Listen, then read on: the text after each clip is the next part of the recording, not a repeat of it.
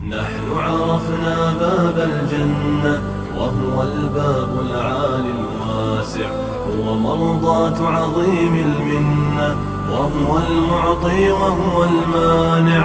نحن عرفنا باب الجنة وهو الباب العالي الواسع، هو مرضاة عظيم المنة وهو الحمد للہ رب العالمین والصلاة والسلام علی سید الانبیاء والمرسلین اما بعد۔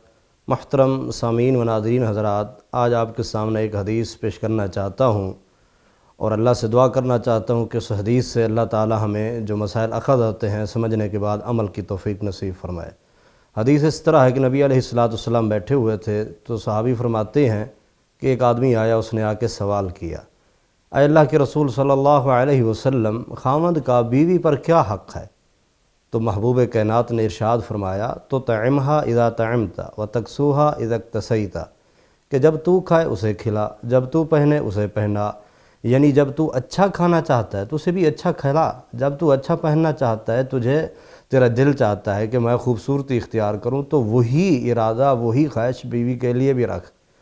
تو اس میں اسراف نہیں کرنا، کہیں یہ خیال نہ کہ بھی کپڑے لینے ہیں، کپڑے اتنا زیادہ کہ بھی پہننا ہے، نہیں میرے بھائیوں، اس میں شریعت نے ہمیں قناعت کا بھی حکم دیا ہے کہ بیوی کے ساتھ مساوات کا اور برابری کا خیال رکھا جائے۔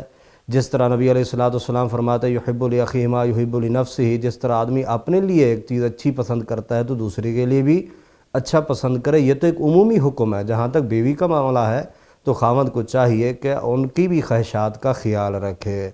اسی طرح آگے نبی علیہ السلام نے فرمایا، اے سائل یہ بھی خیال کر کہ ولا تضرب علی الوجہ، چہرے پہ مت مارنا۔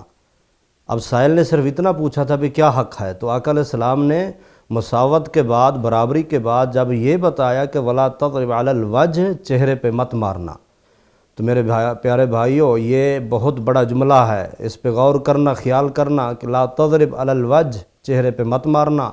بیوی ہو، بیٹا ہو، شاگرد ہو، کوئی بھی ہو، چہرے پہ بالکل نہیں مارنا، کیونکہ اللہ تبارک و تعالیٰ نے قرآن مجید میں فرمایا خلقت بیدی، اس کی فٹنگ میں نے کی، اس کو میں نے اپنے ہاتھوں سے بنایا۔ اللہ نے اس کو بنایا، پورے جسم کے محاسن، خوبیاں وہ ساری اس چہرے پہ ہیں۔ آقا علیہ السلام نے چہرے پر مارنے سے سختی کے ساتھ منع کیا، بلکہ صحیح بخاری کی شرح فتح الباری کے اندر علامہ ابن حجر رحمہ اللہ یہ قول نقل کرتے ہیں کہ الضرب علی الوجہ حرام، چہرے پر مارنا یہ حرام ہے۔ آج دیکھتے ہیں ہم معاشرے میں کوئی چھوٹی سی بھی بات ہوتی ہے تو سیدھا تماچا چہرے پہ مارتے ہیں، خواہ وہ شاگرد ہو یا بیوی ہو۔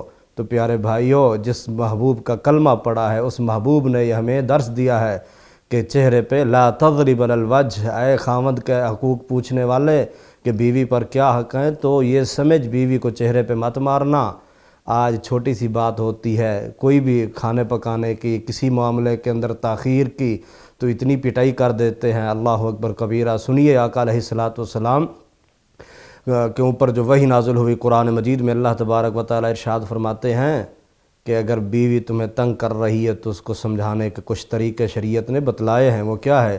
سب سے پہلا طریقہ کہ فواعظوہن، ان کو واضح نصیحت کرو، پیار سے سمجھاؤ، وہ پیار سے سمجھیں، اچھی بات ہے، کیونکہ آقا علیہ السلام فرماتے ہیں یہ عورت ٹیڑھی پسلی سے پیدا کی گئی ہے، اس کو زیادہ ہی تم سیدھا کرنے لگو گے تو یہ ٹوٹ جائے گی، اس لیے اس کو پیار سے سمجھاؤ۔ نہیں مانتی تو پھر اسے کیا کرو، فواہجر، اس کو بستر اس کا علیحدہ کر دو، وہجروہن فی المضاجع، بستر علیحدہ کر دو، ایک اکٹھے سوتے ہو علیحدہ سو، ایک کمرہ ہے کمرہ علیحدہ، یعنی رہائش علیحدہ کر لو، تاکہ اس کو احساس ہو میرے خاوند میرے اوپر ناراض ہیں۔ کیونکہ نبی علیہ السلام فرماتے ہیں وہ عورت جس کو خاوند اپنی طرف بلائے اور وہ نہ آئے تو وہ ایسی حالت میں رات گزارتی ہے کہ اللہ اس پہ ناراض ہوتے ہیں اور اللہ کی لعنت ہوتی ہے، فرشتے بھی اس پہ لعنت کرتے رہتے ہیں جب تک وہ اپنے خاوند کو راضی نہ کر لے۔ ہاں، دوسرا طریقہ کیا بتایا؟ بستر علیحدہ کر دو۔ اس کے باوجود بھی بیوی نہیں سمجھتی، دیکھیں پیارے بھائیوں، سب سے پہلے یہ نہیں فرما دیا کہ کوئی غلطی ہو تو سیدھا اس کو مارنا شروع کر دو، نہیں، کیا فرمایا؟ واضح نصیحت، پھر بستر علیحدہ۔ تیسرے نمبر پہ کہا کہ فضربوہن، پھر ان کو مارو۔ کتنا مارو؟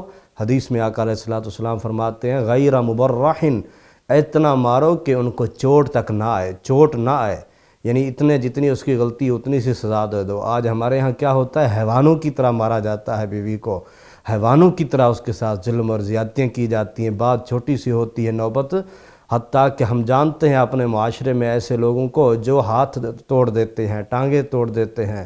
تو پیارے بھائیو، آقا علیہ السلام فرماتے ہیں ان کو کتنا مارو کہ تمہارے ان کے جسم پہ تکلیف اپنا چوٹ نہ آئے۔ تو اس کے بعد پھر بھی وہ نہیں سمجھتی، تو پھر جا کے تم اسے ایک اپنے سسر کی طرف سے ایک، یعنی لڑکے والوں کی طرف سے ایک، لڑکے والوں کی طرف سے آدمی بیٹھے عدل و انصاف والے، وہ پھر جا کے فیصلہ کریں۔ على طول جا کے اس کو مار دینا چہرے پہ، پھر یہ تو اور ہی گناہ ہے۔ آقا علیہ السلام نے سختی سے منع کیا ہے، لا تضرب علی الوجہ، چہرے پہ نہیں مارنا، ولا تقبح، گالی نہیں دینا۔ آج ہر بات پہ ہم گالی، ہر بات پہ گالی دیتے ہیں۔ ولا تقبح، اسے برا نہیں کہنا، گالی نہیں دینا، کیونکہ اس کی تکریم ہے، وہ انسان ہے۔ ولا تہجر الا فی بیت، اور اس کو اپنے گھر میں رکھنا ہے، سمجھانا ہے۔ اللہ سے دعا ہے اللہ ہمیں اس حدیث کو سمجھنے کے بعد عمل کی توفیق عطا فرمائے۔ عرفنا باب الجنة وهو الباب العالي الواسع، هو مرضاة عظيم المنة وهو المعطي وهو المانع. نحن عرفنا باب الجنة وهو الباب العالي الواسع، هو مرضاة عظيم